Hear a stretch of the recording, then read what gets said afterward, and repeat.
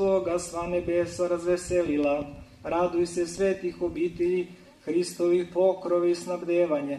Raduj se vernih pastira, crkve, bodrosti i urazumljenje. Raduj se bogobojažljivih monaha i monahinja nastavnice. Raduj se pobožnih staraca, nepomutivo uspokojenje. Raduj se čistih devojaka i udovica tajno veselje.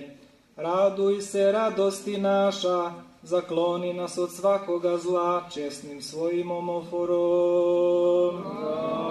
Raduj se radosti naša, zakloni nas od svakoga zla, česnim svojim omoforom. Kada bogovidas Mojsije, nekada u bici protiv Amalika podizaše ruke,